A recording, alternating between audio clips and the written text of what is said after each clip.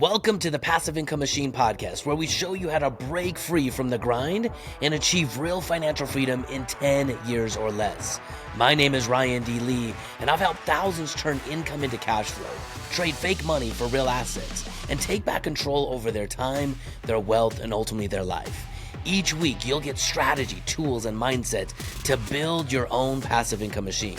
So my friends, sit back, relax, and enjoy today's episode.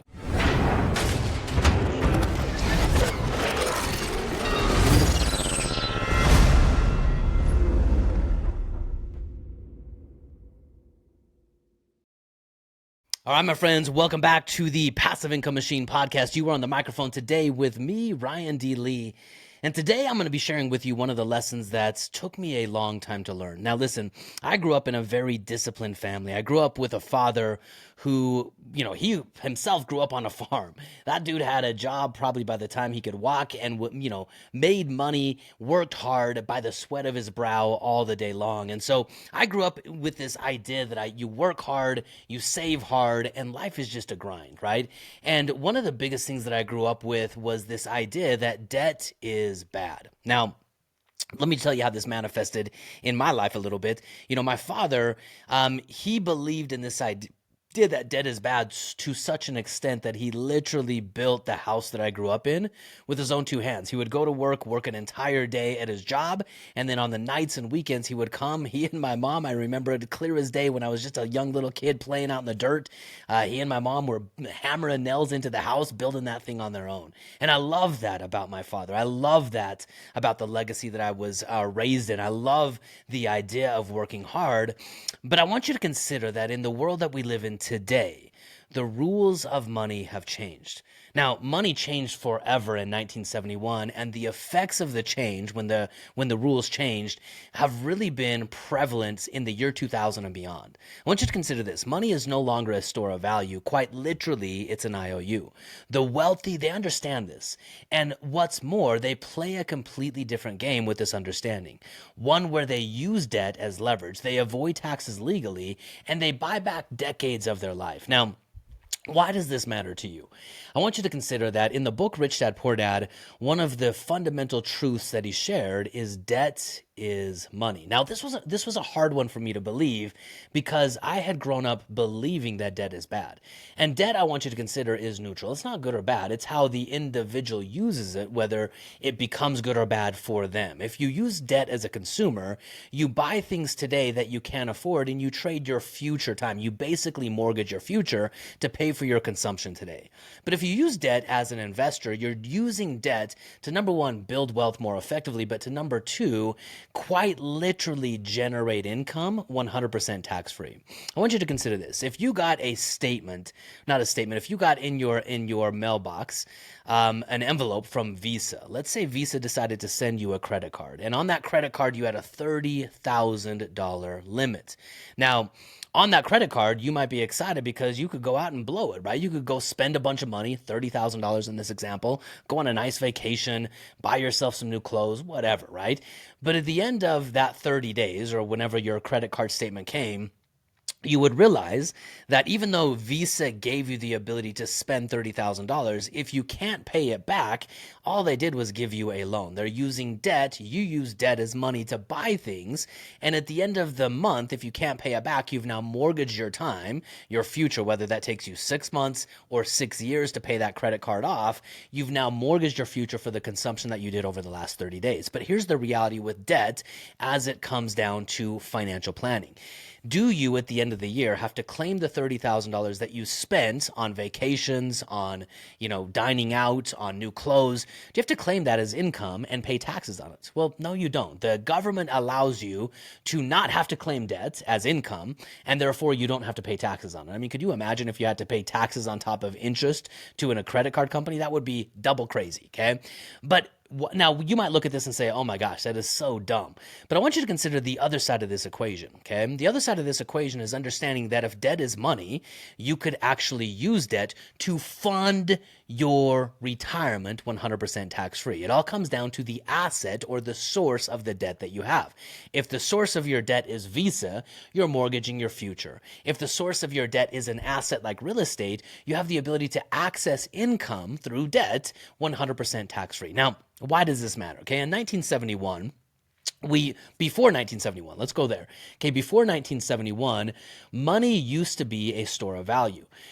For every dollar that was printed, our money was backed by something called by gold. It was, backed by gold is really what it is.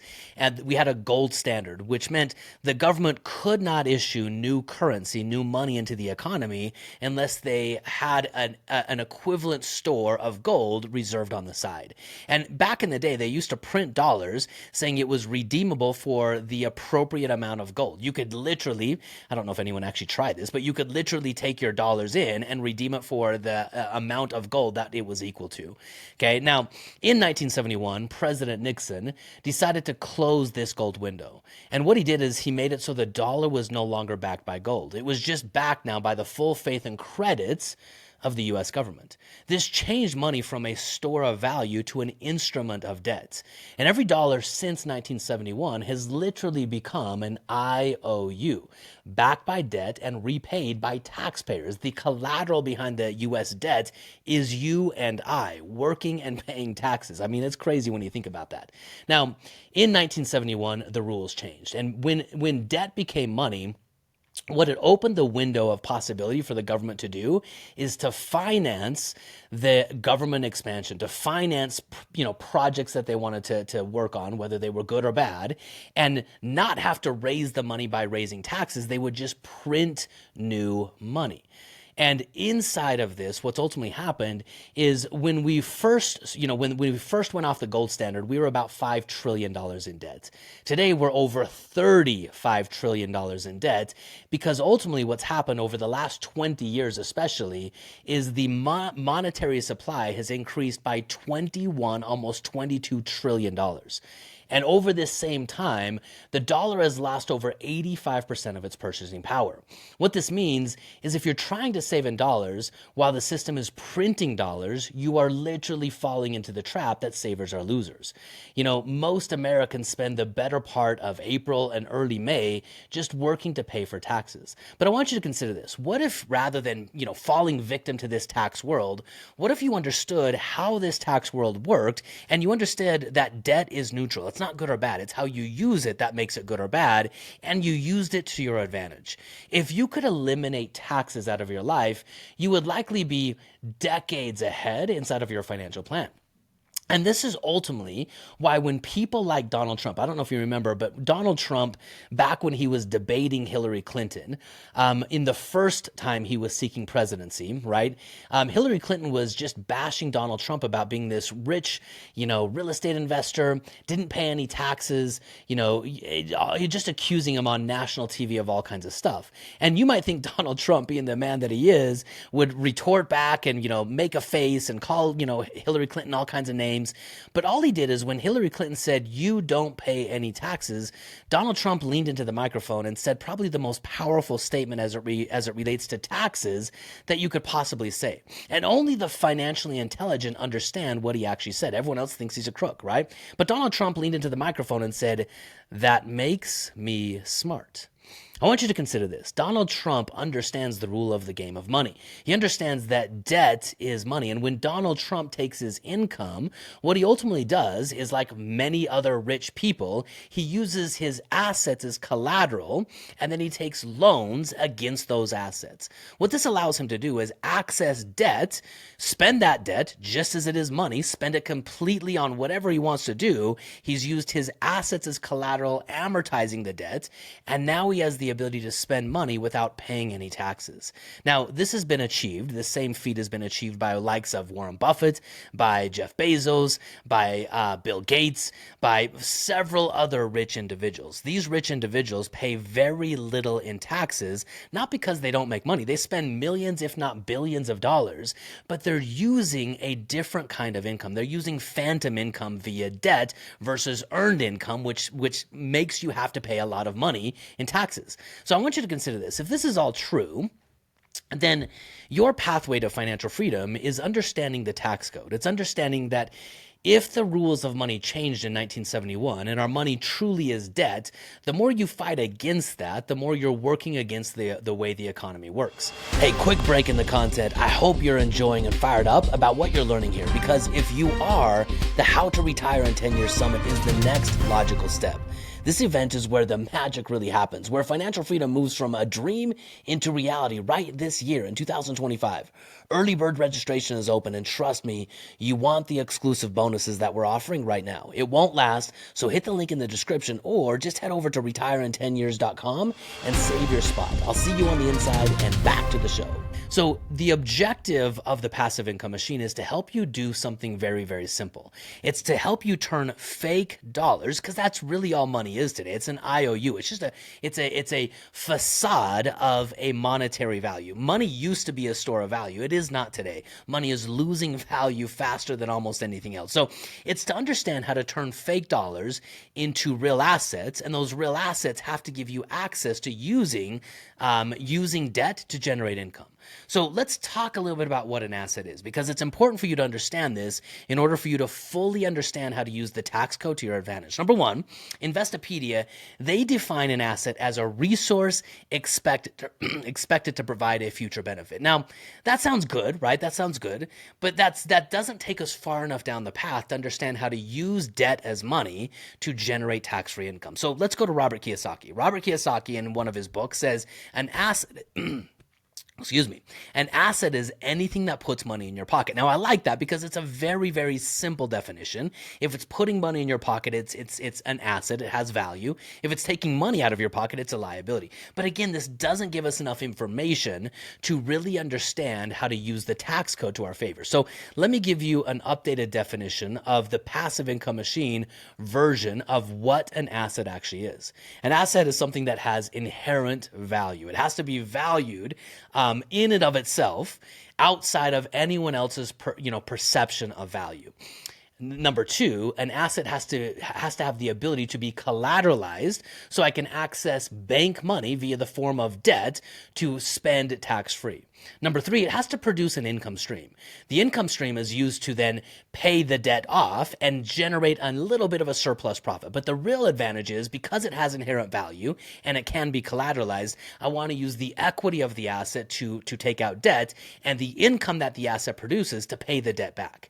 Number four, it grows with inflation. And number five, it has very low correlation to market volatility.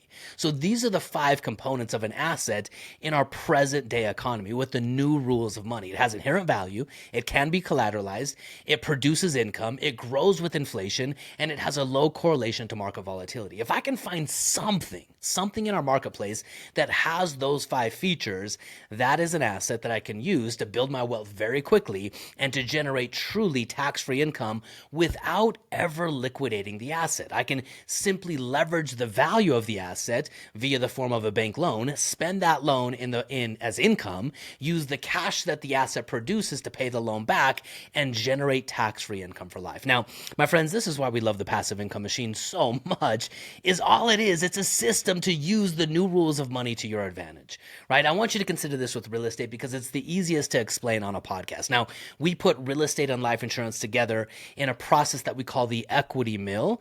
But the only three things that have all of these components, all three of them, are business, real estate, and properly structured whole life insurance. Not universal life, but whole life insurance. Now, why do I say not universal life?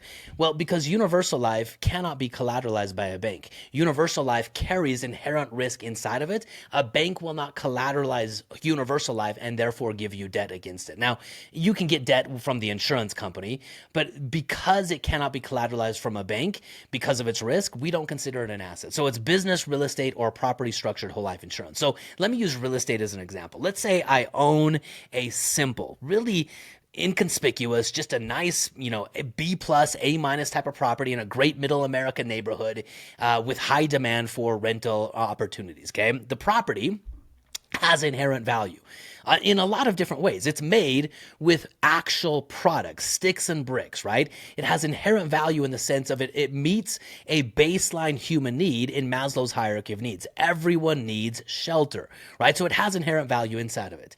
It can be collateralized. From the beginning of banking, banks will lend against real estate, life insurance, and businesses. So it can be collateralized to allow me to access bank loans, fake money, and convert that into tax-free income. Number three, it produces income. I can rent the asset out, allow someone to live in it. The rental income that I generate will cover the cost of the debt that I'm taking on the asset. It grows with inflation. Now, we talked about this in the Wealth Forces episode, but every single year, the property that I own generally over a long enough period of time goes up in value. Not necessarily because it's getting more valuable, simply because our dollars are getting more inflated. But over a long enough period of time, if I buy the house for $200,000, I can sell it 5 years from now at $300,000, and 10 years from now at $400,000, and 15 years from now at $500,000. So it's going up in value. And number five, it has very low correlation to market volatility.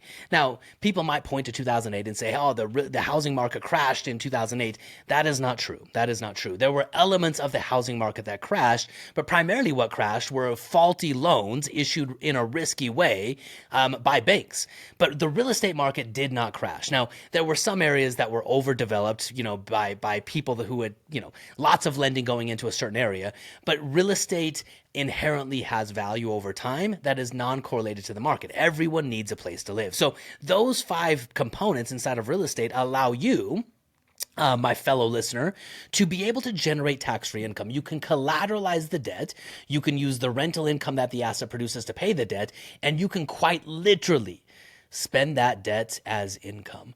Now, my friends, inside of the passive income machine, everyone inside of our world, they need somewhere between usually between 10 to 20 single family homes. If you can acquire 10 to 20 single family homes in great neighborhoods, managed by great property managers in the right marketplaces, then you can actually generate 6 figures or more of tax-free income for life. Now, we operate a process that we call the equity mill that allows us to use the components of life insurance with the components of real estate to generate this income in the most effective way possible. But I want you to consider this.